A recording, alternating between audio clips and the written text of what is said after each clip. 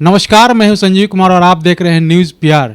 2 साल से लगातार लॉकडाउन चल रहा है। निजी स्कूल की स्थिति क्या है, इनके बारे में जानेंगे। हमारे साथ हैं private school and children welfare के राष्ट्रीय अध्यक्ष समाइल अहमद। उनसे जानते हैं कि लॉकडाउन में निजी स्कूलों का क्या स्थिति है, बिहार सरकार से कितना हेल्प मिला है, केंद्र सरकार से कितना हेल्प मिला है और आप क्या डिमांड करते हैं। इनसे पूरा विस्तार से हम इनसे जानते हैं। पहले तो न्यूज़ पीआर में आपका स्वागत है। बहुत बहुत धन्यवाद न्यूज़ पीआर के हमारे संजीव जी कि आप आए और हमारे प्राइवेट स्कूल्स जो पिछले 16 महीने से परेशान हैं उनके ऊपर रोशनी डालने के लिए आप आए हैं। इसके लिए बहुत बहुत धन्यवाद। पिछले साल 2020 के मार्च में प्रधानमंत्री जी ने एकाएक रात में घोषणा की कि लॉकडाउन देश में लागू कर दिया गया है। इसके बाद लगा के 2-4-5 दिनों में मामला ठीक हो जाएगा, तो हम लोग अपने लॉकडाउन का पालन करने में लगे। लेकिन जैसे ही लॉकडाउन की अवधि बढ़ती चली गई तो ये महसूस होने लगा कि कहीं ना कहीं प्राइवेट स्कूलों के ऊपर इसका बहुत बड़ा असर पड़ने लगा, क्योंकि अप्रैल का जो महीना होता है, मार्च अप्रैल का, वो नए सेशन का महीना होता है और बच्चे किताबें लेते हैं, नए क्लासेस में एडमिशन होती हैं, ड्रेसेस लेते हैं और एक तरह से हर घर में कोई ना कोई एक्टिविटीज़ होती रहती है।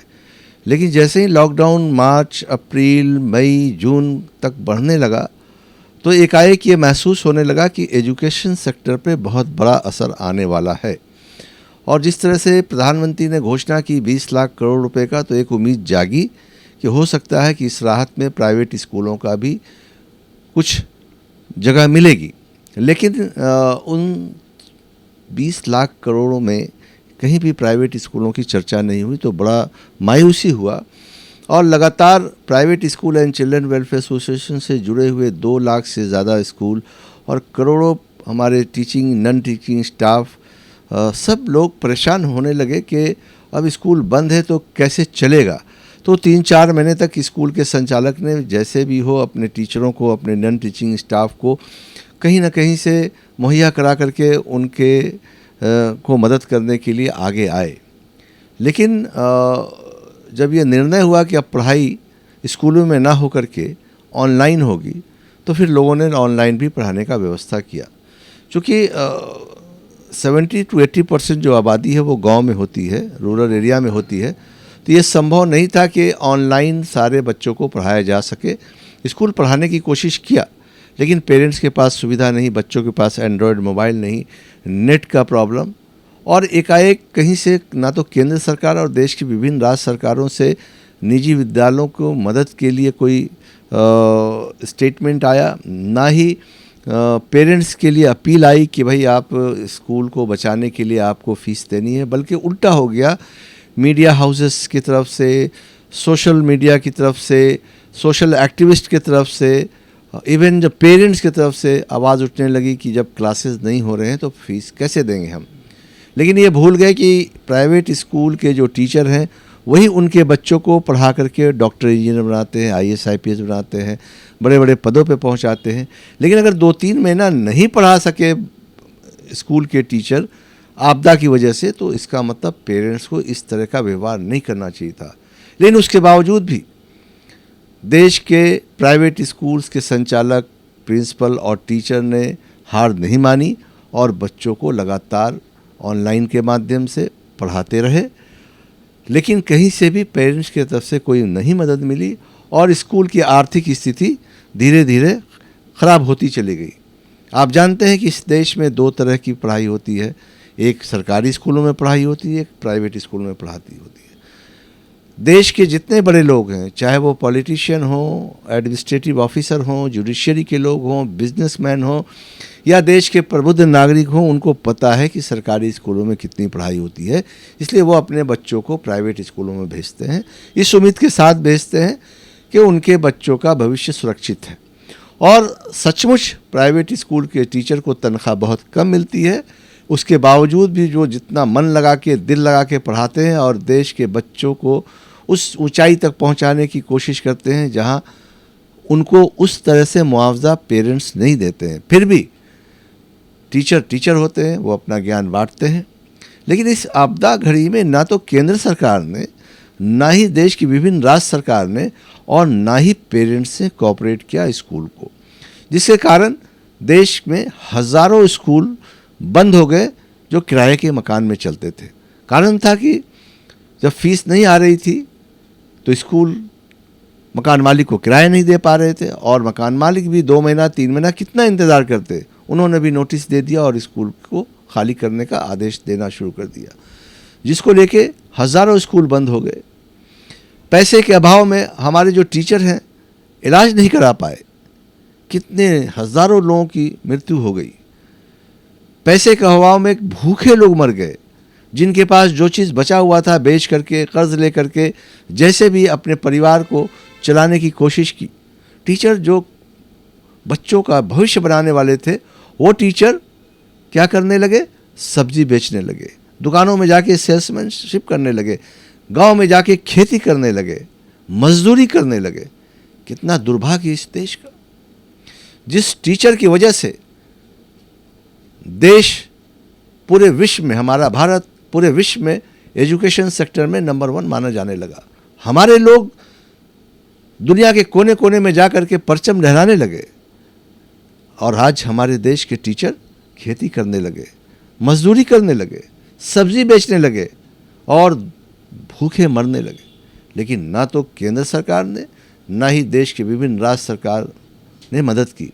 Private school and children welfare association के राष्ट्र अध्यक्ष होने के नाते हमने लगातार केंद्र सरकार से और देश के विभिन्न राज्य सरकार को कई बार पत्र लिखा, कई बार मीडिया के माध्यम से उनको जगाने की कोशिश की, झंझोड़ने की कोशिश की, अपने प्रॉब्लम्स को बताने की कोशिश की कि हम देश के नागरिक हैं, हमें भी मदद चाहिए। लेकिन कहीं से कोई मदद नहीं मिली। जैसे लगा कि हम पढ़ाने वाले लोग इस मुल्क के सबसे बड़े गुनहगार हैं। ऐसा लगता है जैसे हमारे जो प्राइवेट स्कूल्स के डायरेक्टर, प्रिंसिपल, टीचर क्राइम कर रहे हैं पढ़ा करके, स्कूल खोल कर करके। लोगों का तरह तरह का बयान आने लगा, और फिर भी हम मुस्कुराते रहे, उनके बयानों को सुनते रहे, इस कान से सुन के उस कान से निकालते रहे, लेकिन उनके बच्चों को ऑनलाइन पढ़ाते रहे। 16 महीना गुजर गया, कई घोषणाएं हुई विभिन्न राज्य सरकार की और केंद्र सरकार की। अभी तो कुछ दिन पहले प्रधानमंत्री जी ने घोषणा किया कि हम देश के 80 करोड़ लोगों को अनाज देंगे अगले दिवाली तक, यानी 80 करोड़ लोगों को वो खाने के लिए अनाज देंगे। लेकिन जो हमारे करोड़ों लोग जो टीचर हैं, उनके परिवार के लोग हैं, जो इस देश को शिक्षा दे रहे हैं, उनके लिए केंद्र सरकार और विभिन्न देश की राज्य सरकार के पास कोई दिल नहीं है, कोई जगह नहीं है। वो समझते हैं ये तो बहुत पैसे वाले हैं। अरे कभी जानने की कोशिश की आपने तो उन सरकारी स्कूल के टीचरों को लगातार 16 महीने से सैलरी दे रहे हैं जो स्कूल नहीं जा रहे हैं, नहीं पढ़ा रहे हैं। और एक हमारे बिहार के मुख्यमंत्री का पिछले महीने एक बयान आया था जो झंझोड़ने वाला था। उन्होंने माफ़ी मांगी थी बिहार के स्कूल के टीचरों से कि हमने 3 महीना के बाद आपको सैलरी दे रहे हैं, माफ़ी चाहिए, आप 3 महीने कितने परेशान से होंगे। लेकिन उन्होंने कभी नहीं सोचा कि प्राइवेट स्कूल के टीचर जो 16 महीने से भूखे हैं, जिनको पैसे नहीं मिल रही है, तनख्वाह मिल रही है, उनका परिवार कैसे चल रहा होगा। आदरणीय शिक्षा मंत्री के परिवार के सारे बच्चे प्राइवेट स्कूल में पढ़ते हूँ, मैं जानता हूँ, लेकिन कभी भी प्राइवेट स्कूलों के प्रति किसी ने नहीं सोचा। आपके माध्यम से मैं देश के प्रधानमंत्री और देश के विभिन्न के राज्य के मुख्यमंत्री से मैं आग्रह करूंगा कि हमारे हज़ारों स्कूल बंद हो गए हैं, हमारे हज़ारों स्कूल के डायरेक्टर, प्रिंसिपल, टीचर्स भूखे मर चुके हैं।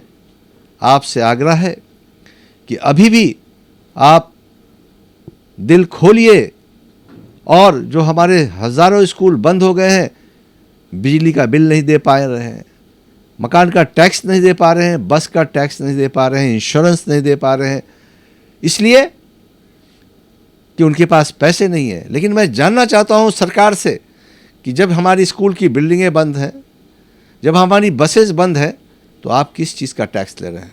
इसका मतलब आपकी मंशा अच्छी नहीं है। आप चाहते हैं कि हम इनके ऊपर इतना दबाव दे दें, इतना कर्ज लाद दें ताकि ये विद्यालय बंद हो जाए। लेकिन आपके चाहने से विद्यालय बंद नहीं होंगे, क्योंकि ईश्वर ने मुझे शक्ति दी है हम टीचरों को पढ़ाने के लिए, और हम जानते हैं कि हम रोशनी देने वाले लोग हैं। हम एक दिया जलाते हैं, उससे सैकड़ों दिया जलता है। हम एक बच्चे को पढ़ाते हैं, एक लड़की को पढ़ाते हैं तो उसका परिवार पढ़ा लिखा हो जाता है। एक बच्चे को पढ़ाते हैं तो पढ़ के वो पूरे परिवार को खाना पीना कराता है। तो ईश्वर भी हमारे साथ हैं। ठीक है, अभी हम मजबूर हैं, हम परेशान हैं, केंद्र सरकार और देश की विभिन्न राज्य सरकार मदद के लिए नहीं आ रही है, लेकिन हमारे जो देश के करोड़ों स्कूल के डायरेक्टर, प्रिंसिपल, टीचर जो आज परेशानी के दौर से गुजर रहे हैं, ईश्वर इसको देख रहे हैं। और जो केंद्र सरकार के लोग और देश के विभिन्न राज्य सरकार के लोग अगर नहीं आते हैं मदद के लिए, तो वो जो बच्चे हमारे स्कूल के टीचर के बच्चे भूखे मर रहे हैं, उनकी आह लगेगी। जो हमारे स्कूल के डायरेक्टर और प्रिंसिपल भूखे मर रहे हैं, उनके बच्चों की आह लगेगी। और मैं जानता हूँ कि ईश्वर किसी के आह को बहुत गंभीरता से लेते हैं। आपके माध्यम से मैं फिर से एक बार केंद्र सरकार और देश की विभिन्न राज्य सरकार से मैं आग्रह करता हूँ कि आप कम से कम हमने जो 25% गरीब बच्चों को पढ़ाया पिछले 4-5 साल से आरटी के अंतर्गत, वो तो मेरा पैसा दे दीजिए, ताकि उन पैसे से भी कम हम अब उस टीचरों को कुछ तो पैसा दे दें ताकि उसका परिवार चल सके। लेकिन हमारे पढ़ाए हुए को भी आप पैसा नहीं दे रहे हैं, जो आपके ऊपर करोड़ों रुपया, करोड़ ही नहीं सैकड़ों करोड़ रुपया आपके ऊपर कर्ज है। तो कहीं ना कहीं ये मंशा दिखाई दे रही है केंद्र सरकार की और देश की विभिन्न राज्य सरकार की कि इस कोरोना में प्राइवेट स्कूलों को तहस नहस कर दिया जाए।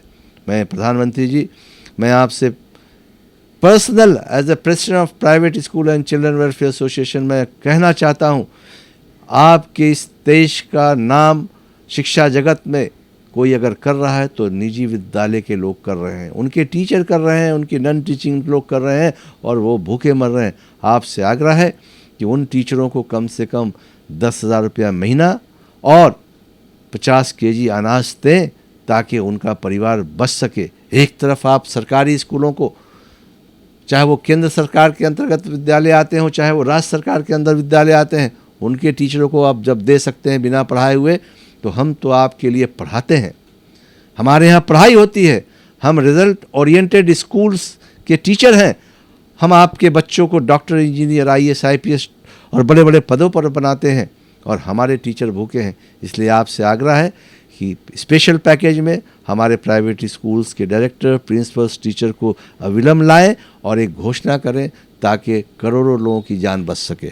यहाँ पे रोकना चाहूँगा, जैसे राइट टू एजुकेशन के हिसाब से, या जो एक स्कूल का मान्यता होता है, मान्यता प्राप्त करने के लिए होता है कि कम से कम 2 बीघा ज़मीन होना चाहिए, स्टैंड होना चाहिए, इतने रूम होना चाहिए। इसके अलावा 1 साल का फीस, चाहे वो कर्मचारी का हो या टीचर्स का हो, तो इतना आपके अकाउंट में होना चाहिए जो स्कूल खुलता है।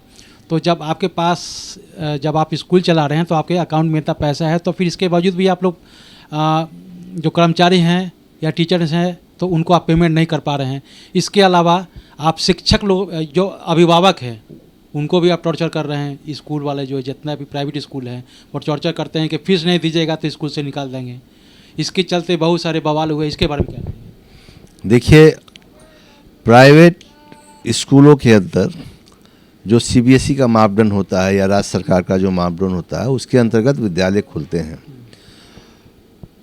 उनके पास जो फंड होते हैं वो थोड़े दिनों के लिए होते हैं, इमरजेंसी काम के लिए होते हैं।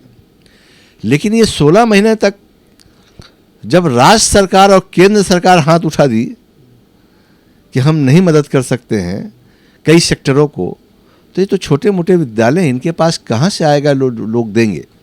और कोई भी विद्यालय, प्राइवेट स्कूल जो चलता है वो पेरेंट्स के फीस से चलता है। मैं आपको बता दूं, हम 25% जो गरीब बच्चों को पढ़ाते हैं, उससे ज़्यादा हम गरीब बच्चों को बिना पैसा लिए हुए पढ़ाते हैं, क्योंकि हमारे टीचर के बच्चे होते हैं, हमारे नॉन टीचिंग स्टाफ के बच्चे होते हैं, हमारे फ्रेंड्स के बच्चे होते हैं, अड़ोस पड़ोस के बच्चे होते हैं, हम पढ़ाते हैं। लेकिन एक कहीं ना कहीं स्कूल की बिल्डिंग का रेंट देना है, टीचर की सैलरी देना है, बस का EMI देना है, इन सब चीज़ों को देने के लिए पैसे आने चाहिए। अगर पेरेंट्स सहयोग नहीं करेंगे तो स्कूल कैसे चलेगा? पेरेंट्स के पास तो बहुत ऑप्शन है, वो सरकारी स्कूल में भी पढ़ा सकते हैं, प्राइवेट स्कूल में भी पढ़ा सकते हैं। लेकिन बार बार आप लोग धमकी देते हैं कि आप फीस जमा कीजिए, नहीं तो हम लोग आपको जो बच्चे का एडमिशन का जो है नाम काट देंगे। देखिए ऐसा है ना कि किसी भी चीज़ में आप कोई भी चीज़ हो उसमें पैसे की आवश्यकता होती है। कोई भी विद्यालय किसी भी बच्चे को स्कूल से नहीं निकालता है, नोटिस ज़रूर भेजता है। अगर नोटिस नहीं भेजेगा तो फीस कैसे आएगी? और कुछ पेरेंट्स ऐसे भी हैं जो पैसे वाले हैं, पैसा रहते हुए भी वो पैसे देने में कतराते हैं। तो ऐसा नहीं है कि कोई आज तक कहीं कोई शिकायत नहीं आई है कि किसी बच्चे को स्कूल से निकाल दिया गया है। अगर ऐसी कोई भी शिकायत आएगी तो private school and children welfare association इसको कॉग्निजेंस मिलेगा, इसको गंभीरता से लेगा। हम ज़रूर नोटिस देते हैं, हम ज़रूर बच्चों को कहते हैं कि पेरेंट्स को बोलो फीस जमा करने के लिए, लेकिन आज तक अभी तक कोई ऐसा स्कूल का डायरेक्टर, प्रिंसिपल जो खुद स्कूल के अंदर बैठता और चलाता है वो बच्चे को नहीं निकाल सकता। ये कुछ कॉरपोरेट स्कूल हैं जिनके मालिक दिल्ली में, कलकत्ता में, बॉम्बे में, बेंगलोर में रहते हैं और कहीं न कहीं अपना स्कूल खोल के अपने स्टाफ के माध्यम से चलाते हैं। तो उनकी तो मजबूरी है उनके स्टाफ की, तो वो उसी टाइप का एक्शन लेंगे। लेकिन जो स्कूल शिक्षाविद के द्वारा चलाया जाता है, जो स्कूल का डायरेक्टर, प्रिंसिपल स्कूल के कैंपस में रहता है, उसके लिए गरीब का बच्चा भी उतना ही प्रिय है जितना अमीर का बच्चा प्रिय है। कहीं कोई भेदभाव स्कूल में नहीं होता है। दूसरी बात, एक सवाल ये है कि अभी 10th और 12th का जो है एग्ज़ाम कैंसिल कर दिया गया, तो कैंसिल कर दिया गया तो अब बच्चों को कैसे प्रमोट किया जाएगा? किस आधार पे आप प्रमोट करेंगे? मार्किंग के आधार पे कीजिएगा या कैसे करेंगे? देखिए स्टैंडर्ड 10th के रिज़ल्ट के लिए जो CBSE ने मापदंड दिया है उस सिस्टम को private school and children welfare association उसको विरोध करती है, उसको नकारती है, क्योंकि उन्होंने जो लगाया है सिस्टम, उस सिस्टम से अच्छे बच्चों का रिज़ल्ट ख़राब हो जाएगा। और 10 साल तक पेरेंट्स अपने बच्चों को इस उम्मीद से पढ़ाते हैं कि उनका बच्चा अच्छा करेगा, लेकिन उन्होंने जो गाइडलाइन दिया है, जो रिस्ट्रिक्शन लगाया है, जो स्लैब बनाया है, उसके माध्यम से रिज़ल्ट ऑटोमेटिक अच्छा नहीं होगा। इसका कोर्ट में केस भी चल रहा है, अभी आया नहीं है उसका डिसीज़न।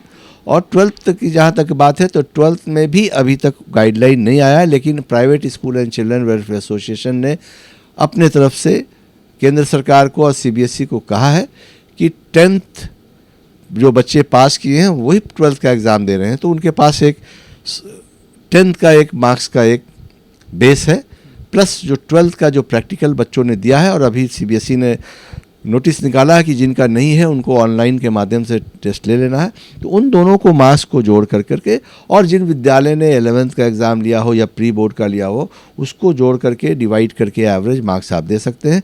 लेकिन एसोसिएशन ने कहा है कि जो 10th का मार्क्स जिस बच्चों को आया है जितना, उससे कम किसी को नहीं आना चाहिए, क्योंकि 10th के बाद बच्चे 12th में ज़्यादा मेहनत करते हैं और ज़्यादा अच्छा मार्क्स आते हैं।